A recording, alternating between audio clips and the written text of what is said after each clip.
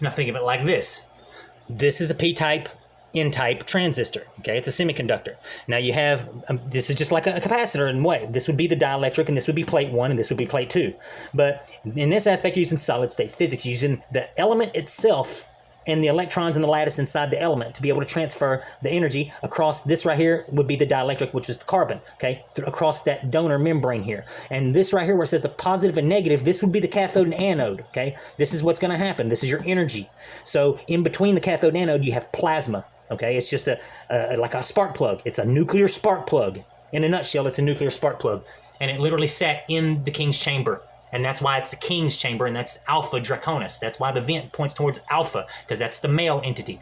The queen's chamber points towards Beta Ursa Minor, which is the beta. That's the female energy. That's your electric. So you're going to have your nuclear room, just like we have in a nuclear reactor, which is the king's chamber. Then you're going to have your electrical room, because that nuclear energy and that nuclear spark plug is going to be inflated through the body of the pyramid, which is a superconductive antenna itself. Whenever it's actually activated or turned on, what it does is it takes that dense nuclear energy and then it inflates it through a process of solid state. And by the time it's done, it's emitting potential difference at the top of the pyramid where the capstone would be. And this would be where a scalar field is emitted, because it's transforming. It's not nuclear transmutation, it's energy transmutation. It's almost nuclear transmutation, but it's not the exact same thing. It just uses a similar concept, solid state physics, and you're transforming energy, but you're using a nuclear power source, a radionuclear battery, or radioisotope thermoelectric capacitor, or radioisotope thermoelectric transistor, because that's what you're doing. You're transisting energy. And that's why transistors are millions of little transistors are CPU. And that's why the pyramid mirrors a CPU as a North Bridge processor. And just like the other two pyramids are the South Bridge, and the CPU is the pyramid, and the North Bridge and South Bridge processors are Menkaures pyramid and Khafre's pyramid. That's why this looks like a motherboard, and it's made of the same stuff. This is just one giant simple transistor, but it's a nuclear transistor essentially, and you get a scalar field at the top. This would be the North Bridge, and this would be the South Bridge processors on a motherboard. This on a motherboard is millions of little transistors combined in conjunction with each other. Just like I was talking about the dot matrix, you have a little bunch of little bitty things composing of one big thing that's complex. And this ties to consciousness and why consciousness is what it is. Because it's many simple processes on a higher dimension that makes up one higher dimensional composite. You see what I'm saying? And it does this many, many times. It's like layering itself, and eventually consciousness is born. And that's why the universe coincides with dots, which makes up higher matrices. And our consciousness is basically a higher matrix. Violently, so it can bond with fluorine. Same thing with beryllium and oxygen. That's why it said, and what they've tried to keep from us, if you want to break water into its component parts of hydrogen and oxygen, all you have to do is introduce beryllium or the sound of beryllium. And oxygen will violently break away from any other thing, even hydrogen, to bond with that beryllium. And now you can have it just with the frequency of it. And since the hydrogen is smaller, hydrogen will, that waveform, you can send that up into one tube, the oxygen into another tube, without using electrolysis, without using heat. It was just through frequency. And the proof of it, if you go back up just a little bit higher, we know the relationship between sodium and chlorine. See, he's touching on using a sound frequency and analogous to killing cancer. We take a sound frequency, we can send it through, like, say, a tumor, and we can break apart the tumor. It destroys it. That's what he's talking about. He's talking about breaking down the crystalline structures of these elements with sound frequencies and helping them fuse with other atoms of similar or different octaves or tones. You see what I mean? He's not crazy. He's touching on something that we haven't done in our kind of structure. Like the ancients, the far ancients, when the pyramids went down 11,000, 13,000 years ago, these people went sound frequency and solid state physics. We, in our technology, went light, okay? So by understanding the sound, they understood the light too. By understanding the light, we don't touch on sound much. We use sound like to listen to the radio, and we're just now getting into where sound frequency is viable as an actual part of real physics. You see what I'm saying? Because now we're starting to learn how it manipulates water and how it manipulates matter and how it actually works on these quantum scales, that it's like, wow, I can't believe we never knew this or how this works, because these geometric patterns are going to be shaped by whatever sound frequency is causing it to vibrate. And that vibration is a flux. You see what I mean? It's a physical flux instead of an energetic flux. The positrons and electrons are on the quantum scale, the energy being passed around like monkey in the middle that creates a three-dimensional realm of the atom that's passed around is fluxing or vibrating. But it's on an energy function, and on the matter functions as a physical vibration. But it's all vibrations and permeations regardless. They're equal and opposite mates. If you get out of the pool and you got chlorine and you're itching from the chlorine, all you have to do is get some real salt and rub that on your skin, and it'll turn right into an oil. It naturally now he's talking about neutralizes fusing it. See, so it's chemical bonds. Has an now he's equal talking and about chemical opposite bond. mate. The lithium becomes sodium in the next octave, doubles the same exact tone, just doubled and wider. The sodium becomes potassium in the next octave, widens up. The reason that arsenic kills us is because our DNA has nitrogen and it has phosphorus in it, because nitrogen unwinds into the next octave right after silicon and becomes phosphorus. Our DNA has both of those in there. See, now he's touching on what I was talking about, tumor cells. We can use sound frequencies to destroy tumors. What he's talking about is an introduction of a specific frequency that is detrimental to the frequency of our body, and that's what arsenic is. Yeah, we know it is a chemical poison, but he's explaining in a metaphysical way, or with quantum physics, essentially, because sound progenites light, that how this stuff works on this quantum scale rather than a chemical scale, and how it breaks apart our body because it's the wrong tune in harmony, tone with our body. But it's going by tone, so the moment arsenic, which sits as a -3 on the next octave, the moment arsenic is introduced, the body thinks that, oh, this is my thing that I need. And it tries to wrap itself around the arsenic, but it causes the DNA to unravel. See, and this is kind of why we get lead poisoning. Lead, when it's introduced to our body's like, ooh, nice, some iron. It mistakes it. When it mistakes it for iron, it starts placing it in places of the body and the building blocks where it needs to put iron. So you have a more stable iron, whereas you have lead, which is a little more unstable than iron. And it's definitely not what the polarity or the magnetism, because our body requires ferromagnetic materials, a lot of ferromagnetics, because we're like the core of an electromagnetic transformer. So you have electrons that go around the core in a transformer, and that creates a magnetic field. That magnetic field is keeping us alive. There's a magnetic field around our heart. And because you have water, whenever water moves, it creates a current. Not just a current like water flow, it creates an electrical current, okay? So the movement of the blood in our body, which is a saline solution, iron saline solution, is pumped around, and that creates an electromagnetic field. And that magnetic field keeps the heart alive, and the heart keeps that magnetic field alive in conjunction with each other. So it's a circular process, hence the term circulation. Because it's 4 times as large as that nitrogen. And just saying, the Lord Kelvin motor, if you look at a Lord Kelvin engine or motor, it's just a water dropper. What it does is it creates a polarity. Let me just throw this out here. All right, here. Right here's a spark gap of plasma, okay? Whenever just the water flowing here and the water flowing here, that's going to create an opposite charge. That's a polarity, and you're going to get a spark gap here. This is analogous to the water and our heartbeat and the magnetic field around our body. They all coincide together. So that's what he's touching on here. And those other little elements, titanium, vanadium, chromium, manganese, and iron, all of those aren't true elements. Those are isotopes. Those things, those first 3 are the full tones. They make full spheres. See, they're not necessarily isotopes. That's just how he's trying to break down on how to explain it. An isotope is basically the same thing with a different amount of particles in it, okay? Like you say you have hydrogen. They're all hydrogen. They just have a different number of neutrons and protons in them compared to the other hydrogen. So those are isotopes, not to be confused with an allotrope, which is a different element that is the same element, essentially, like carbon, like charcoal, for example, or graphite, or diamond. They're different allotropes. They're all carbon, but they're a different form of carbon.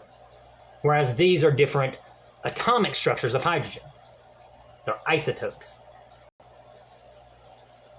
But now it becomes elliptical with titanium, vanadium, and chromium. And on the other side, it's like when, like I said, if you wrap the rag around your hand, the first wrap, really tight. You can't get much out of it. Second wrap, damn near can't see the difference of it. Third one, you start seeing hydrogen. The fourth wrap, you see carbon. I need a piece of paper or a rag and I can show you that twist. But in between each one of them, by the time you get, nature does not allow us. See, now he's talking about that inflation I was talking about. The closer to the epicenter you are, the denser it is. The further from it, the least amount of pressure you have. And that's where he's going to talk about pressure and the close and density and all of that. It's real. What he's talking about is real, but we're not perceiving it how he's explaining it. It's not that he's wrong. It's that it's hard to wrap your mind around because it's not the traditional science that we're told. And you can see how whenever you wrap it, like he's talking about, whenever you wrap it at its epicenter here, it's going to be more dense. But the more you wrap it, the more inflated it's going to become. Just like gravity loses grip the further out you get. You see what I'm saying? In the silicone optic, he's touching on quantum gravity with atomic lattices, essentially. The same titanium, vanadium, chromium, magnesia, and iron, that exists between aluminum and silicone. But nature doesn't allow us to unravel that. But now, with the wave conjugations, we can. All right, I'm going to just go here because everybody was like, oh, wave conjugations, what's that? All right, yes, it does apply to grammar, okay, and biology. And he's talking about biology, okay? But it's the fact that he's talking about a binary system here, too. The temporary union between two bacteria or unicellular organisms, okay? This is a fusion. This is like binary fission when it comes to cellular reproduction. It's just like whenever something goes through PMAT, prophase, metaphase, anaphase, and telophase. The centromeres are going to become centrioles essentially when they polarize themselves at the opposite ends before they become the spindle that grabs the DNA and pulls it into its point. If you know anything about cellular reproduction, he's touching on that too. You have chemistry here, the sharing of electron density, what he's talking about, density, between nearby multiple bonds in a molecule. In mathematics, the solution of a problem by transforming it into equivalent problem of a different form, solving this and then reversing the transformation, okay? He's talking about real stuff. Everybody thinks he's crazy, but this dude is a freaking genius, okay? And geniuses, I'm sorry to say this, don't have much common sense, okay? I have common sense. I'm not a genius, but I'm no fool, okay? I know my stuff, and I'm not trying to be cocky. When he sounds like he's egocentric, and everybody's like, oh, he's so egocentric, and he's a narcissist. He's not saying he's a narcissist. It appears like he's being a narcissist, and I appear like I'm a narcissist when I say, you know, you got to listen to this. I figured this out. It's because he's trying to get people to pay attention to what he figured out, which is very important to unraveling some of the mysteries of the fundamental universe that scientists are working on. He's not saying, oh, yeah, I figured it out, huh? He's saying, hey, man, I figured something out. Please look at it. That's why it seems like it's narcissistic. He's not being a narcissist. He's just coming off as narcissist because he's trying to explain that he found something. And we need to take a closer look. And Joe Rogan is trying to be nice to him and not say, oh, you're crazy. But I know that Joe is picking on him up on some of this stuff and even indicates that he does. Okay? And it's real because Joe is not ignorant. He knows his stuff too. Because he doesn't just turn down information. He takes things in, digests it, and expels anything that is unusable. And that's what I do. I'm the kind of person that debunks myself rather than try to prove myself right. Okay? Whenever I come up with a theory, I try to debunk it, not prove it right. And that dismantles all the bullcrap from the truth, and you can get a clearer picture of what's true rather than what's been obscured over so many years or of manipulation or manipulating the data or word of mouth. Couldn't do that before because we didn't know the angles of incidence that were necessary to open these things up. And you couldn't do. Okay, an angle of incidence. This is basically an apex point, a zenith point, a focal point, or just a focus, okay? All right, so the angle of incidence here. In this aspect, when he's talking about nature doesn't work with straight lines, okay? The closest thing to a perfectly straight line we have is a quasar emission, okay? But even these quasars, let's say you have a quasar that's emitting this way, a quasar that's emitting this way, one this way, one this way, one this way. All of these perpendicular lines of quasars are a quasar node. That's the angle of incidence he's talking about. That's the apex or the zenith or the focal point. Okay, for example, right here, okay, this is your angle of incidence. You can imagine this right here is the focal point. That's the interaction, okay? That's what I was talking about with the light colliding from your eyeball and the light you see. That's the interaction, okay? That's where everything is met or coupled together, okay? So he's talking about the angle of incidence is your focal point. That's your zenith or your apex.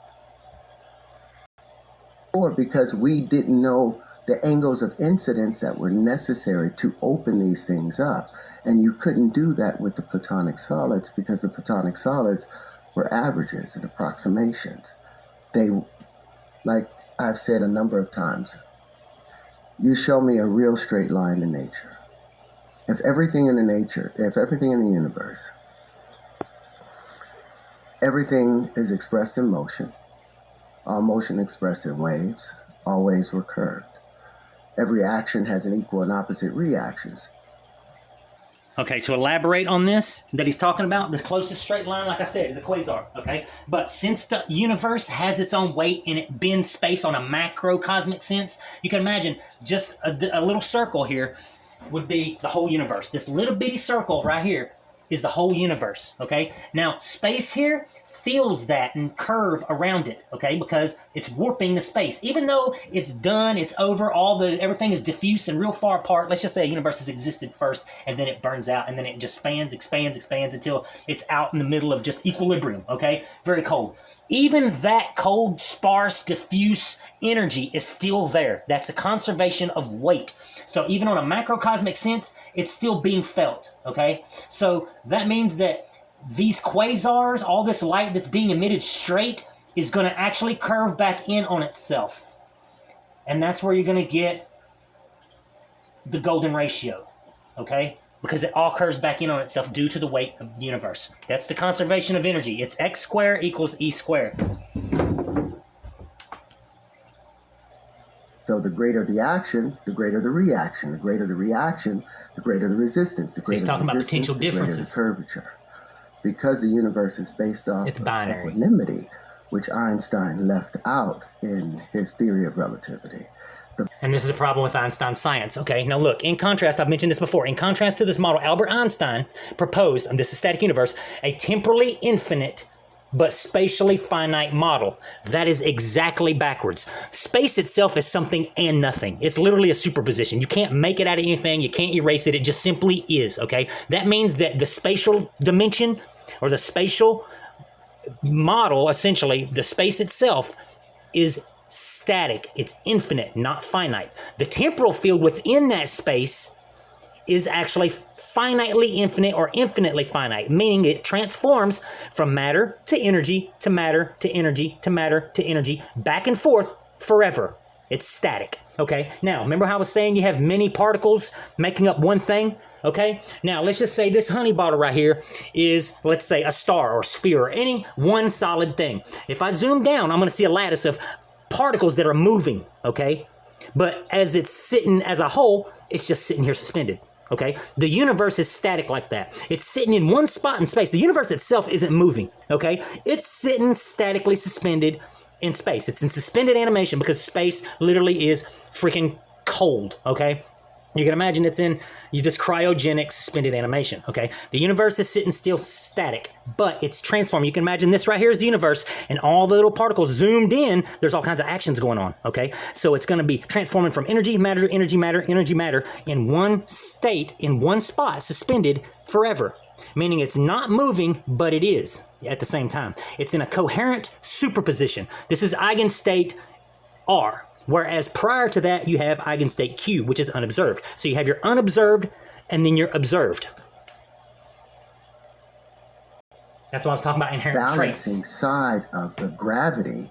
Gravity was caused by electric force. Electrostatic. Electricity is always seeking a higher pressure condition.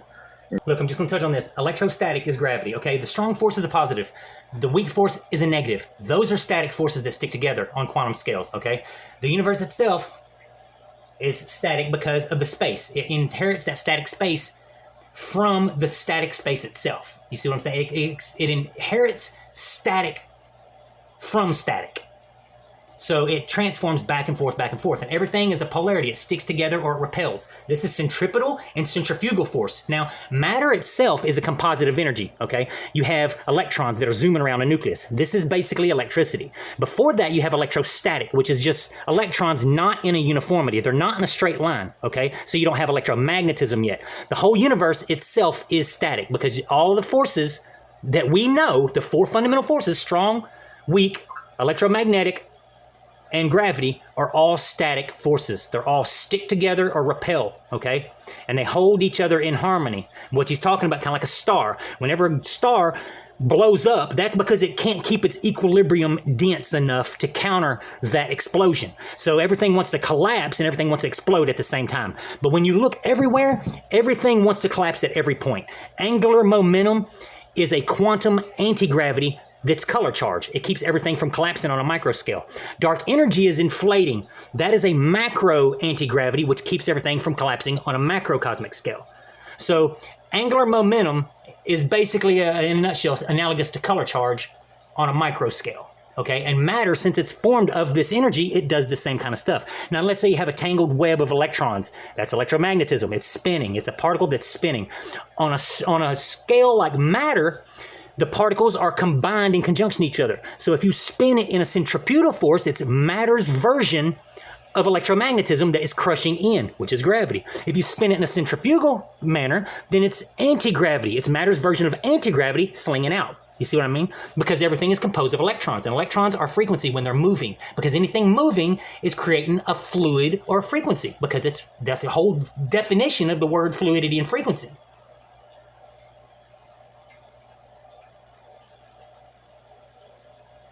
Spins northeast is trying to get to the center of an area, the center of a cone. But the next electric wave is coming, so it gets pushed out, and as it's pushed out, it gets to the vortices. And that's some on those pieces, those vortices.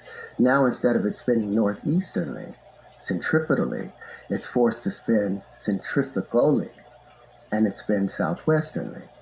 And it expands itself out, it decays, it keeps decaying until you get four magnetic waves that hit each other at 120-degree angles.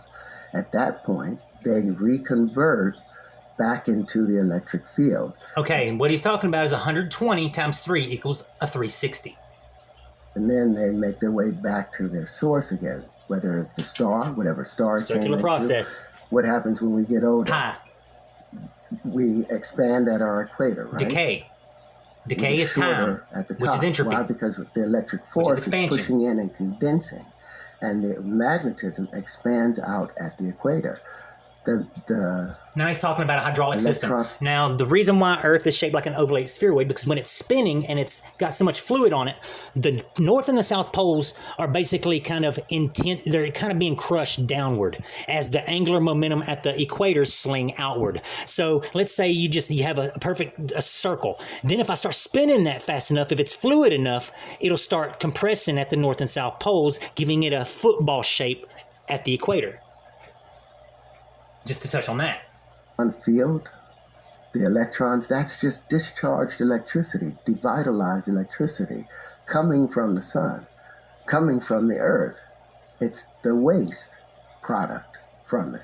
But it hits our magnetic field, and then it gets pulled right back in and gets compressed again, and now it becomes electricity for the earth, and then it pushes itself right back out again at the equator.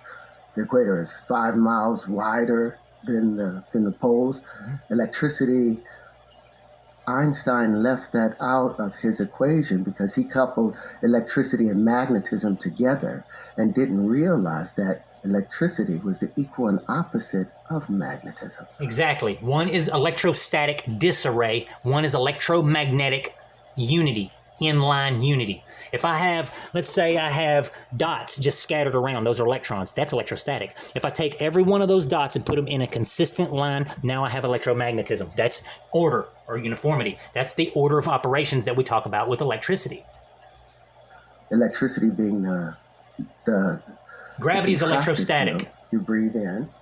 We can prove that with the right perspective. Out, that's a magnetic thing, a radiative thing. But they use the term magnet as an attractor. But to magnify something means to what? Make it larger. increase the space. Inflates That's the work of radiation. That's what Walter Russell was talking about all those years. That's the work of radiation. It's the electricity between the things that pull them together. The Coulomb force that supposedly opposites attract and push each other away. If that was true, then hot air and cold air would seek each other out. They do. They're the same substance, but just but in a different state. See, he's not saying that Coulomb's law isn't real. He's saying that there's a different concept with Coulomb's law that applies to this theory that he's talking about. He's not saying it's not real. He's saying that when he says something like he just did about Coulomb's law, he's saying that it's not necessarily what we think about Coulomb's law. It's that it is real, but it's not the same way they're laying it out. You see what I mean? One is they move in opposite directions from each other. Hot water and cold water move in opposite directions from each other. The reason two magnets seem like the North Pole is attracted to the South Pole, because if you had two rivers or two hoses with water coming out of them and you pointed them at each other, what are they going to do? They're going to be pushing against each other. Mm-hmm. But they align to where the male enters the female and is able to come out. So they've been fooled by their senses. They've been See, now he's talking about laminar fluidity and turbulent fluidity. And have missed the whole picture of it. Are you familiar with... All right, here's an example. This is a vortex. This is fluid motion, okay? Now when we're going to talk about laminar fluidity. No, this is largely laminar flow. It's linear. It's flow. Like the uniformity of electrons, magnetism. Every day loves now look, laminar flow, see, where it's all the electromagnetic. See, everything is in conjunction with itself. It's not random, it's specific. Now, if I took a water hose here and a water hose here and busted that together, all that water is going to collide. Okay, that's what I was talking about whenever it comes to us emitting lasers from our eyes. Well, it's not lasers, it's a light. And the light collisions is what we see. That's that laminar collision that he's talking about. But it's just like he can't rationalize it or explain it in lay terms, or he's literally, like I said, he can't condense every bit of the information into a 3-hour video. Look, I'm only at like 18 or 20 minutes into his video, and I've got probably an hour at least of footage. LeBron, yes. He wrote a book, he wrote The Prophet, 1923, but he wrote another book called Sand and Foam. In that book, he told a story of a man who had been away from his family for 4 months working, and he was excited to come home. And as he was coming home, he knew that the mountain, when he saw the mountain, that he was close to home. So his 5 senses started having a conversation, and his eyes says, I see a mountain, I see a mountain, I see a mountain. And so the ears perked out and said, I don't hear a mountain. The nose sniffed and said, I don't smell a mountain. The tongue tasted the air. I don't taste a mountain. And the other 4 senses started speaking among themselves, and they came to the conclusion that there must be something the matter with the eye, because they couldn't perceive it. But all of these things, we've been misled just because we've been fooled by our senses. Our eyes see points. See, it's not that our senses are being fooled. It's the math is not a good way to understand it, okay, fundamentally. It's a hard way to envision or visualize it. That's why scientists make it sound so unbelievable, because it's hard to visualize. And it's not that he's doing a bad job at it. He can see it and visualize it and explain it in his own terms, in his own words, where he can understand it, but it's hard for him, like I said, to translate it where someone else can visualize what he's trying to say. 0.05% of the entire electromagnetic wave. We're blind cosmically, but we judge everything by what we see. And they've done that with science for so many years. You look at E equals MC squared. It makes us numb. That talks about expansion. Yeah, E equals MC squared talks about expansion. Like I said, X squared equals E squared. That energy is going to be condensed, and then it's going to expand. It's going to be condensed into mass that's going to explode at the speed of light squared. That's mass times C2 equals E. Instead of E equals MC squared, it's M times C2 equals E. See, I don't know why they say equations backwards, but they do. And that's one thing that's hurting them, is they see the equation backwards, which to them it seems forward. But it's a reverse engineering. And when you reverse engineer something, you're looking at it backwards. Whereas you look at it backwards and try to come from all the way to the front, You look way, way, way, way back to the front because you know the front's there. You just start at the front and work your way to now. You see what I'm saying? So instead of reverse engineering something, you forward engineer it. But they have reverse engineered everything, including the UFO, Bob Lazar's spacecraft. He touches on that too when it comes to decoupling and torque, and he starts talking about canceling out gravity and all that stuff. That's real too. Okay? That's real. And it does not show how it's divided. I'll do some more of this. I'll do some more of this because later on. This is a lot. Anybody want some more? Just let me know.